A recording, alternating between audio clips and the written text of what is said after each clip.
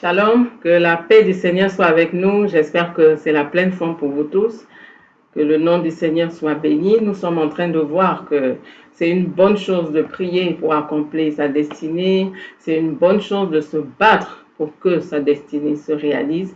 Mais c'est mieux de s'occuper de tous les ennemis que nous avons au-dedans de nous, pour qu'ils ne viennent pas détruire tout ce que nous avons bâti de nos propres mains, qu'ils ne viennent pas détruire tous les plans parfaits, la volonté de Dieu parfaite pour nos vies. C'est très important. Nous avons vu déjà l'exemple de Ananias et Saphira qui ont été détruits par quoi? Le mensonge, la dissimulation. Ils n'ont pas pu accomplir leur destinée. On a vu également le cas de Judas Iscariote qui malheureusement a été perdu par la cupidité, l'amour de l'argent, le vol. Ça fait en sorte qu'il ne puisse pas accomplir les plans merveilleux que Dieu avait pour lui d'être également un apôtre de Jésus-Christ et pouvoir marcher dans les signes, les miracles, les prodiges et faire exactement ce que Dieu avait prévu pour lui. Aujourd'hui, nous allons voir une troisième personne. Mais si vous avez raté les deux autres vidéos, allez les regarder. Vous allez certainement apprendre beaucoup de choses. C'est très édifiant et je suis sûre que si vous mettez cela en pratique, vous allez voir beaucoup de choses et de bonnes choses se réaliser dans vos vies. Nous allons voir un troisième personnage aujourd'hui. Il s'agit de Moïse. On va voir pourquoi Moïse n'a pas pleinement accompli la volonté de Dieu. Pourquoi Moïse n'a pas fait exactement ce que Dieu espérait qu'il fasse. Ouvre ta Bible avec moi, qu'on voit déjà quel était l'appel de Moïse. Dans Exode chapitre 3, qu'est-ce qu'il est dit? Qu'est-ce qui est dit au verset 10? Exode chapitre 3. C'est Dieu qui parle à Moïse et lui dit, maintenant va, je t'envoie vers le Pharaon. Fais sortir d'Égypte mon peuple, les Israélites. Et qu'est-ce qu'il lui dit au verset 17? Je vous ferai monter de l'Égypte, où vous êtes dans la misère, vers le pays des Cananéens, des Hittites, des Amoréens, des Phérésiens, des Héviens et des Yébousiens, dans un pays découlant de lait et de miel. La destinée de Moïse consistait en quelque sorte en trois étapes fondamentales. La première étape, nous la connaissons presque tous.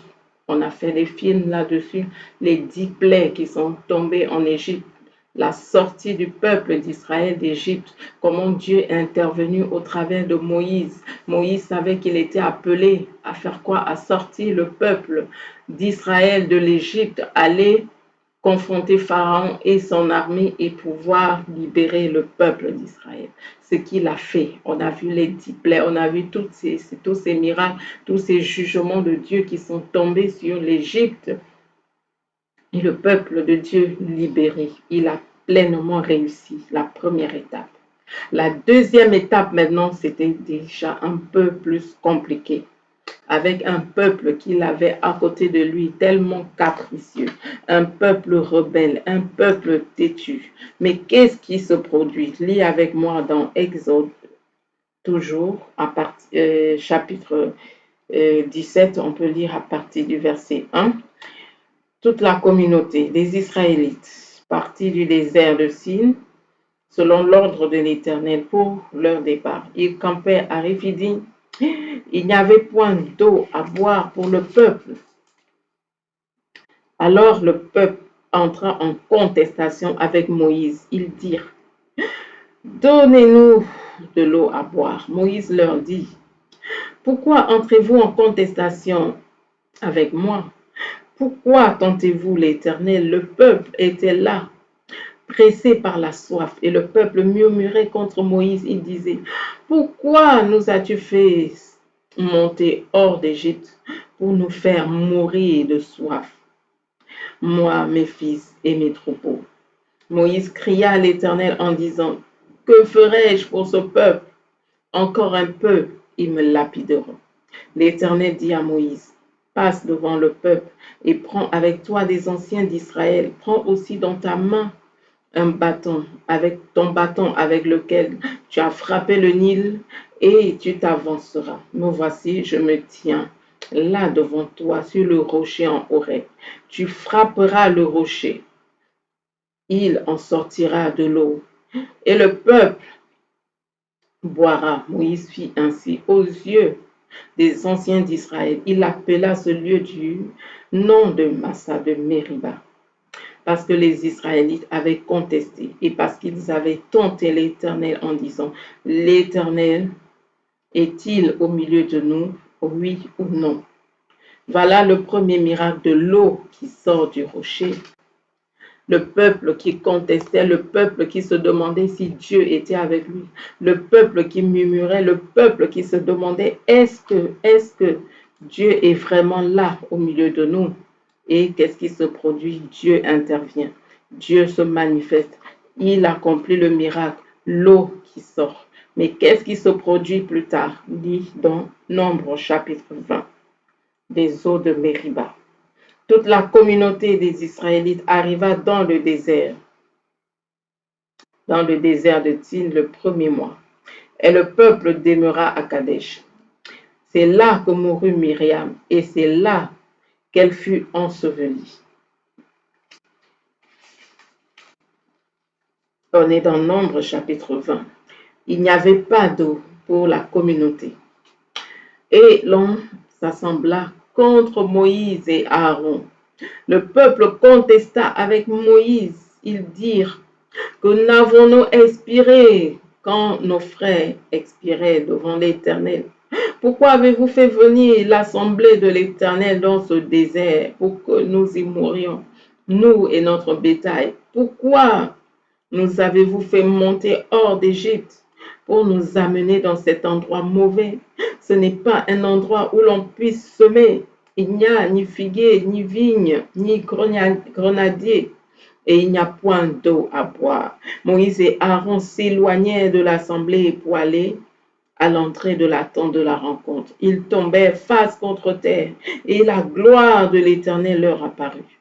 L'Éternel parla à Moïse et dit, prends le bâton et assemble la communauté, toi et ton frère Aaron. Vous parlerez, toi et ton frère Aaron, vous parlerez sous leurs yeux au rocher. Et il donnera des eaux. Tu feras sortir pour eux de l'eau du rocher, et tu abreuveras la communauté et le bétail. Moïse prit le bâton qui était devant l'Éternel, comme l'Éternel le lui avait ordonné. Moïse et Aaron convoquèrent l'assemblée en face du rocher, et Moïse leur dit, écoutez donc, rebelles, est-ce de ce rocher que nous vous ferons sortir de l'eau? Puis Moïse leva la main et frappa 2 fois le rocher avec son bâton. Il sortit de l'eau en abondance. La communauté but et le bétail aussi. Alors l'Éternel dit à Moïse et à Aaron, parce que vous n'avez pas cru en moi pour me sanctifier aux yeux des Israélites, vous ne ferez pas entrer cette assemblée dans le pays que je lui donne. Ce sont les eaux de Mériba où les Israélites contestaient avec l'Éternel qui fut sanctifié parmi eux. Moïse avait cet appel de faire sortir le peuple d'Israël d'Égypte, de la mener pour passer, traverser le désert et entrer dans la terre promise, cette terre où découlait le lait et le miel, cette terre qui appartenait auparavant aux Cananéens. Il fallait donc traverser tout le désert. Durant toute cette étape, Moïse a tout vu avec le peuple d'Israël. Quand le peuple avait faim, il pleurait. Quand le peuple avait soif, il pleurait. Malgré les miracles que Dieu accomplissait, le peuple, plus ils avançaient, plus ils oubliaient les miracles que Dieu avait produits par le passé et ils commençaient à pleurer et ils criaient et ils voulaient toujours rentrer en arrière, retourner en Égypte, là où ils avaient entre guillemets tout en abondance. Ils oubliaient les miracles de Dieu et ils s'acharnaient sur Moïse en disant, voilà, c'est toi qui nous as menés dans ce désert. Pourquoi tu nous as menés ici? Il fallait nous laisser mourir. Et le peuple a été un piège pour Moïse. Le peuple a été un piège pour Moïse. Pourquoi un piège? Parce que le peuple a irrité Moïse. Le peuple a exaspéré Moïse. Le peuple a amené Moïse à bout, de telle sorte que Moïse s'est mis en colère. Là où Dieu lui a dit, parle au rocher afin que l'eau sorte. Au lieu que Moïse obéisse, qu'est-ce que Moïse a fait dans la colère? Il a frappé le rocher 2 fois. Le miracle s'est produit parce que là, Dieu était avec lui. Il y a eu l'eau, mais ce n'était pas ce que Dieu lui avait demandé de faire. Ce n'était pas ce que Dieu avait ordonné à Moïse de faire. Dieu lui avait dit, parle au rocher. Et Moïse, au lieu de parler, Moïse, au lieu de glorifier le nom de Dieu au milieu d'Israël, Moïse est venu dans la colère, frappé 1 fois, 2 fois. Est-ce que c'est de ce rocher que l'eau sortira? Il a frappé. L'eau est sortie, mais Dieu s'est fâché. Et Dieu s'est fâché, il a dit, parce que tu ne m'as pas glorifié, parce que donc tu ne m'as pas obéi, parce que c'est comme ça que tu as agi. Tu n'entreras pas dans la terre promise. Tu n'entreras pas dans ce pays découlant de lait et de miel. Tu n'entreras pas dans ce pays que j'ai promis que tu entrerais. J'ai promis que tu entrerais dans ce pays. J'ai promis que tu viendrais là, mais tu n'y entreras pas. Tu ne viendras pas. Est-ce que Dieu n'avait pas pour but dans la vie de Moïse qu'il entre dans la terre promise? Si. Est-ce que la destinée de Moïse, c'était pas d'amener le peuple jusque dans la terre promise? Si. Moïse devait traverser pas seulement la mer Rouge, traverser le désert, après traverser le Jourdain et amener le peuple dans la terre promise. Moïse s'est arrêté en chemin. C'est en chemin qu'il est mort. Il a juste contemplé le pays Canaan à distance. Il a juste vu cette bénédiction à distance, il n'a pas pu y entrer. Malgré le fait qu'il se soit tenu devant Dieu pour pleurer, comme on voit dans Deutéronome, Deutéronome chapitre 3, tu peux lire à partir du verset 23.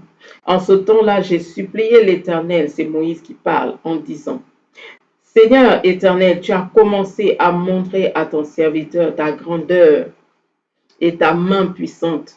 Car quel Dieu y a-t-il au ciel et sur la terre qui puisse imiter les œuvres, qui puisse imiter tes œuvres et tes hauts faits? Je voudrais passer, je t'en prie, et voir ce bon pays de l'autre côté du Jourdain, ces belles montagnes et le Liban. Mais l'Éternel s'irrita contre moi à cause de vous. Souligne bien cette phrase, à cause de vous. Et il ne m'écouta pas. L'Éternel me dit, c'est assez. Ne me parle plus de cette affaire. Monte au sommet du Pisga. Porte tes regards à l'ouest, au nord et au sud et à l'est et contemple de tes yeux, car tu ne passeras pas ce Jourdain. Donne des ordres à Josué. Fortifie-le et affermis-le, car c'est lui qui passera devant ce peuple et qui le fera hériter du pays que tu feras. Nous sommes restés dans la vallée vis-à-vis de Ber-Péor. Malgré le fait que Moïse soit donc venu après supplier le Seigneur. S'il te plaît, Seigneur, fais-moi juste passer. Tu avais promis que je verrais ce pays. Tu avais promis que j'amènerais ton peuple à Canaan, dans cette terre promise. S'il te plaît, tu as déjà commencé à me montrer des signes, des miracles. J'en ai déjà vu en Égypte quand tu es descendu par les 10 plaies. Tu as jugé l'Égypte. J'ai déjà vu tous ces miracles, j'ai vu tous les miracles que j'ai vus dans le désert. S'il te plaît, qu'on continue seulement. Dieu a dit non, non, non. À cause du peuple d'Israël, à cause du peuple qui était là autour de Moïse, à cause du peuple que Dieu avait mis sous la direction de Moïse, Moïse n'est pas entré dans la terre promise. Bien-aimé, Je veux aujourd'hui que si tu te rends compte que tu as des problèmes de colère dans ta vie, il faut mettre cela en règle avec Dieu. Demande à Dieu de te libérer, de te délivrer. Parce que la colère peut t'empêcher de voir ton Canaan.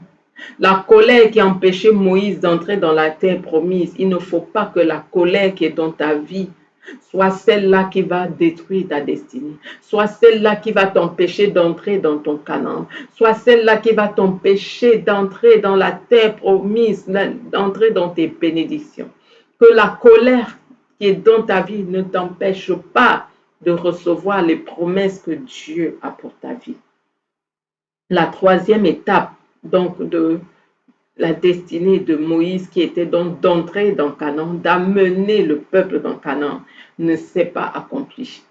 Parce qu'il a laissé en lui la colère. Parce qu'il a laissé en lui la colère. N'oublie pas que c'est cette colère-là qui a fait en sorte que Moïse se retrouve devant l'Égyptien qui avait frappé un autre Israélite. Dès que Moïse a vu comment l'Égyptien a tué l'Israélite, son frère, il s'est levé, il dit non, c'est pas possible, la colère a fait en sorte qu'il tue cet Égyptien-là. N'oublie pas que c'est la colère qui a fait en sorte que Moïse, en descendant de la montagne avec la table et les 10 commandements, dès qu'il a vu que le peuple s'était corrompu, dès qu'il a vu que le peuple avait déjà érigé une statue de veau, le veau d'or, Moïse a cassé la table, la table où Dieu avait écrit les 10 commandements. Moïse a cassé cela. La colère, si tu as la colère va t'empêcher de recevoir les promesses de Dieu. La colère va t'empêcher de recevoir ce que Dieu a pour toi.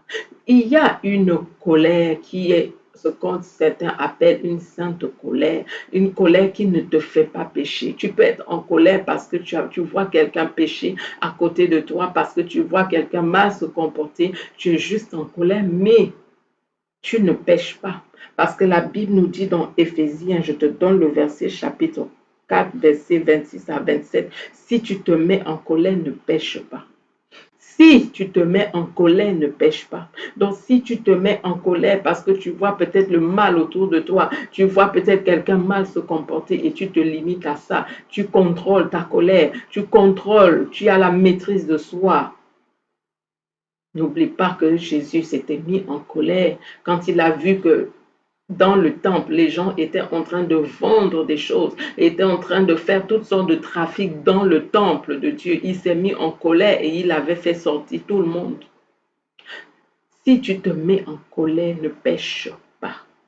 Mais si la colère devient incontrôlable, cette colère-là, satanique, diabolique, cette colère que tu ne maîtrises plus. Il y a des gens, quand ils se mettent en colère, on ne les reconnaît pas. Dès qu'ils sont en colère, vous allez les voir casser toutes choses dans la maison. Dès qu'ils se mettent en colère, c'est là qu'ils font des choses incroyables qu'on ne peut même pas sortir de la bouche. Si c'est ce genre de colère, demande la délivrance dans les plus brefs délais. Que Dieu te sorte de là, que Dieu te libère de cela. Que Dieu te libère de cela parce que la Bible nous dit d'être lent à la colère. Il y a tellement de proverbes dans la Bible qui te font comprendre que la colère n'est pas une bonne chose pour un enfant de Dieu. Lis, tu peux noter ces versets, je ne vais pas les lire. Proverbe 14, verset 29. Proverbe 29, verset 11. Et Proverbe 12, verset 14 à 16. Tu peux lire ces versets pour voir que la colère n'est pas une bonne chose dans la vie d'un enfant de Dieu. Si tu te mets en colère, ne pêche pas. Ne laisse pas que la colère t'empêche d'entrer dans la terre promise. Que la colère t'empêche de recevoir les promesses de Dieu. Moïse n'a pas pu accomplir sa destinée à cause de la colère. Dès qu'il a frappé le rocher une fois, deux fois, Dieu s'est fâché. Dès qu'il a frappé le rocher une fois, deux fois, à cause de la colère. Et il a dit à cause du peuple. À cause du peuple. Le peuple a irrité Moïse. Le peuple a mis Moïse en colère. Généralement, quand vous voyez ceux qui se mettent en colère, ils vont vous dire, oh, c'est parce que mon enfant m'a énervé. Oh, c'est parce que ma femme a fait ceci. C'est parce que mon mari a fait cela. C'est parce que mes parents ont fait cela. C'est parce que mon supérieur a fait ceci. Ils ont toujours une raison. Ils ont toujours une justification qu'ils vont donner. La justification ne tient pas. Moïse a dit à cause du peuple, j'ai péché. À cause du peuple, là j'ai frappé 2 fois. C'était à cause du peuple, il a reconnu. Mais là, cette raison-là n'a pas fait en sorte que Dieu dise oui, c'est vrai, c'est à cause du peuple dont tu es exempté. Non. Tu dois contrôler ta colère. Si tu n'arrives pas à la contrôler, sache donc que là, c'est au-delà de toi. Là, il faut maintenant demander la délivrance. Parce que là, c'est une autre entité qui, au-dedans de toi, manifeste cette colère. Ça peut être un esprit familier. Ça peut être un esprit, tu vas regarder dans la famille, le grand-père était colérique, l'enfant est colérique, le papa est colérique, l'enfant vient, il est colérique. Dans la famille, ça se transmet de génération en génération. Dès qu'ils se mettent en colère, on ne les reconnaît pas. Dès qu'ils se mettent en colère, ils sont méconnaissables. Parfois, eux-mêmes, dès qu'ils terminent, c'est après qu'ils se disent, mais qu'est-ce qui m'est arrivé? Qu'est-ce qui m'a pris? Qu'est-ce qui m'a pris? Vous allez voir certains maris qui sont là, ils se mettent en colère, ils frappent la femme, ils frappent la femme. Puis 2 minutes après, qu'est-ce qu'il y a? Qu'est-ce qui ne va pas? Et c'est le même mari-là qui va sortir, acheter tous les cadeaux de la terre, revenir donner à la femme. Acheter tous les cadeaux du monde, revenir donner. Parce qu'après, maintenant, quand il retrouve ses esprits, il se dit non, c'est pas possible, c'est pas moi qui ai fait ça, c'est pas moi, oui, c'est pas toi, c'est l'entité qui est au-dedans de toi qui se manifeste ainsi. Il faut demander la délivrance avant de commettre un crime. Demande la délivrance avant que le pire n'arrive. Demande la délivrance avant que tu ne rates ta destinée. Comme Moïse, je ne veux pas que tu te retrouves comme Moïse, que tu ne te retrouves pas à te dire, Seigneur, s'il te plaît, laisse-moi entrer dans ma terre promise et que Dieu te dise trop tard, que Dieu te dise non, je ne change pas d'avis, que Dieu te dise non, tu ne peux plus. Laisse-moi te parler d'un monsieur. Il était fiancé, il était là avec sa fiancée. Quand Dieu ouvre les portes, on prie, je veux me marier, Seigneur, je veux me marier. Dieu a ouvert grandement la porte, lui a donné une fiancée. Ils ont commencé à cheminer ensemble. Puis un jour, il est là en train de causer avec sa fiancée. Il discute avec sa fiancée de tout et de rien. Puis je ne sais pas, qu'est-ce qui s'est passé, qu'est-ce que la fiancée a dit, de quoi il discutait. Il était tellement maintenant énervé, tellement en colère qu'il a giflé sa fiancée. Et après, il se retrouve, il retrouve ses esprits, il se dit, il est là, calme. La fiancée a dit non. Avec ce genre de monsieur, je ne peux même pas m'engager. Avec ce genre de monsieur, je ne peux pas cheminer. Avec ce genre de personne, elle a mis un terme à leur relation. Vous pensez que ce n'est pas Dieu qui avait ouvert la porte pour ce mariage-là? C'est pour ça que dans certaines de mes vidéos, je te demande, es-tu prêt pour la bénédiction qui doit arriver? Parfois, la bénédiction traîne tout simplement parce que Dieu veut d'abord régler le problème qui est en toi. Tu auras beau prier, tu auras beau jeûner, tu auras beau chasser les démons. Tant que tu ne règles pas certains problèmes qui sont en toi, Dieu va estimer que non, ça c'est un problème là au-dedans de lui qui va venir gâcher la bénédiction que je vais lui donner. Dieu ne va pas te donner une femme pour que le lendemain tu la tapes tous les jours.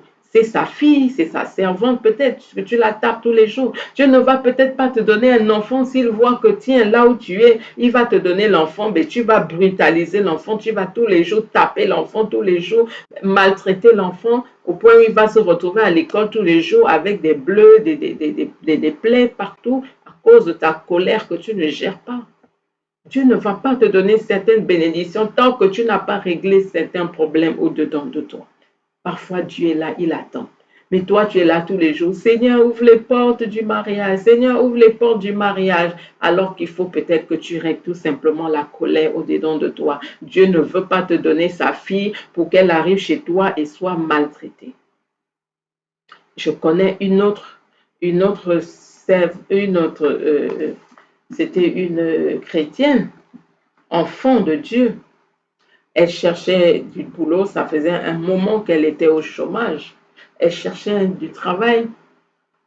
Et puis après, un jour, elle est appelée, elle avait un entretien d'embauche. Voilà, elle se prépare correctement. Elle est bien habillée, bien sapée, bien mise comme pour un entretien d'embauche. Là, voilà, qui part et prend un transport en commun. Et dans le transport en commun, voilà un monsieur, vous savez comment ça se passe dans les transports en commun. Dès que le chauffeur freine un peu, allez, on se marche dessus, on se bouscule parfois. Il y avait un monsieur à côté d'elle.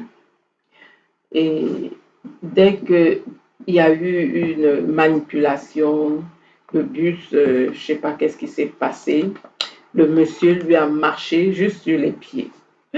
La dame est entrée dans une colère noire. Là, voilà qui a commencé à descendre le monsieur. Elle a tout dit. Vous savez, quand c'est comme ça, oh, certaines personnes, elles ne s'arrêtent même pas à vous. Après vous avoir insulté, elle va aussi insulter ton père, insulter ta mère, insulter tes frères, insulter toute ta famille. Bref, la fille, pourtant chrétienne, enfant de Dieu, elle a commencé à insulter le monsieur.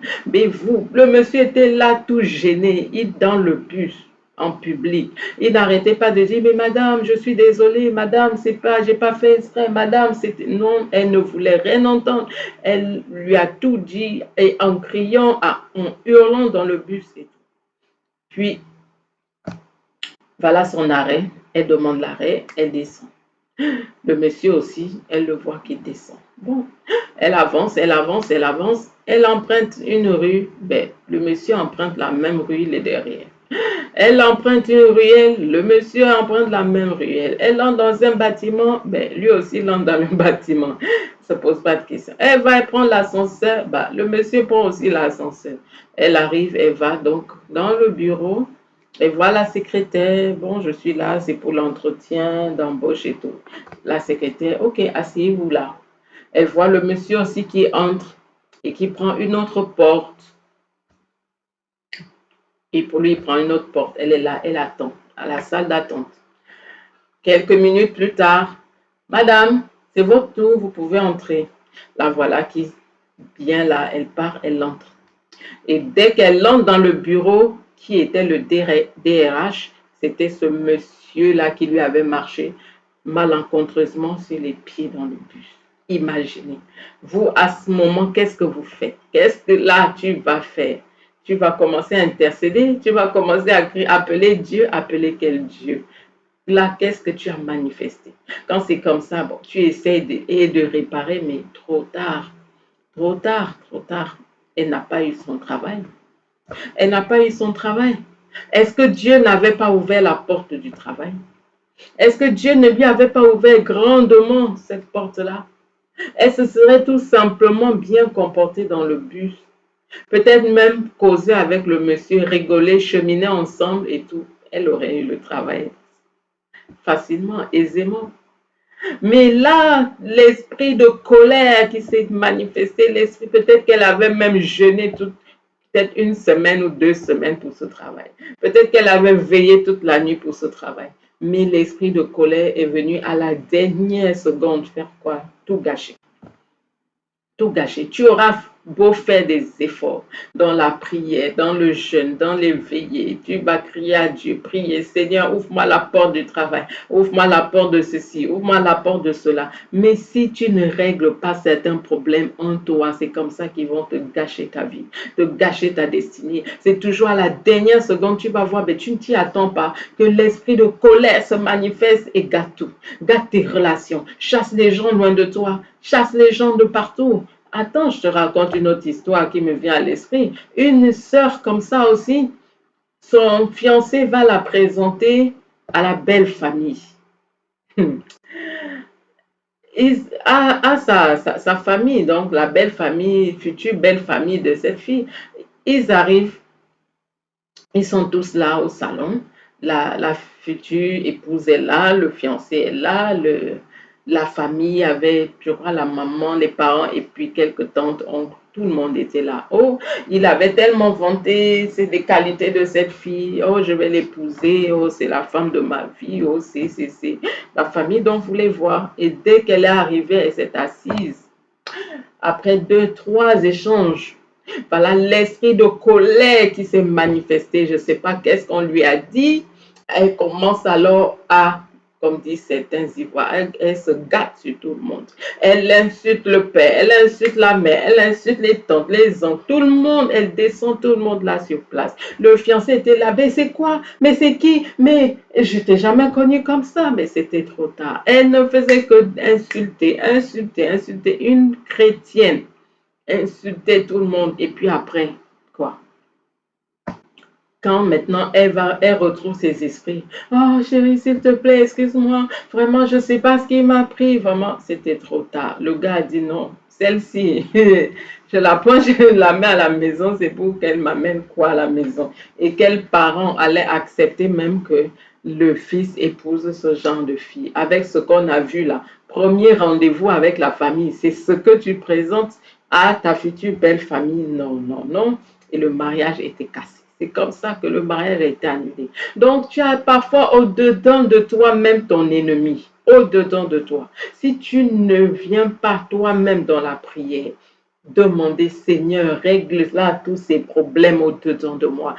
Si c'est la colère, Seigneur, détruis et détruis l'esprit qui va avec. Si c'est le mensonge, détruis et détruis l'esprit qui va avec. Si c'est la convoitise, la cupidité, détruis et détruis l'esprit qui va avec. Je ne veux pas rater ma destinée parce que j'ai au-dedans de moi un ennemi. Je ne veux pas rater ma destinée parce que mon ennemi est au-dedans de moi et va agir. Seigneur, garde-moi. Si tu ne pries pas ainsi, il viendra toujours. Tu es là devant peut-être ton futur patron, il se manifeste.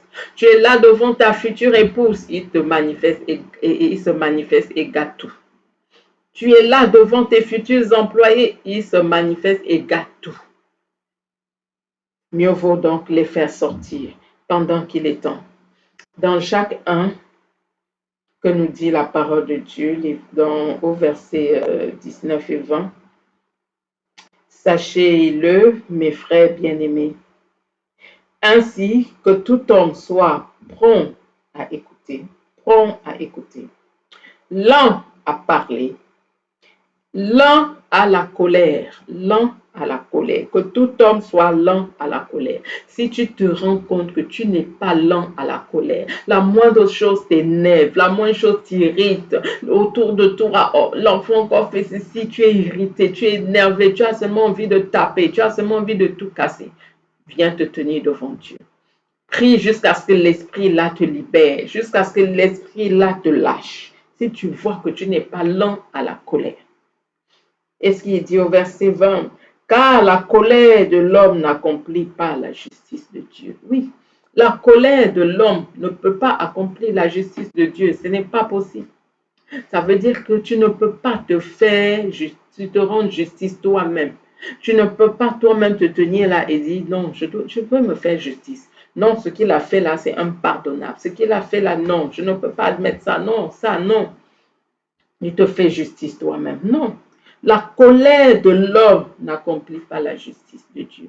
Il y a un frère qui donnait un conseil à peine il y a quelques années. Il me disait, vraiment, parfois quand tu vois que là, il y a quelque chose qui t'énerve tellement, va, tu t'enfermes quelque part dans une chambre et puis tu pries, jusqu'à ce que tu sentes que là, la colère, là, s'en va, tu es apaisé. Et après, maintenant, tu peux sortir. Et je pense qu'il avait raison.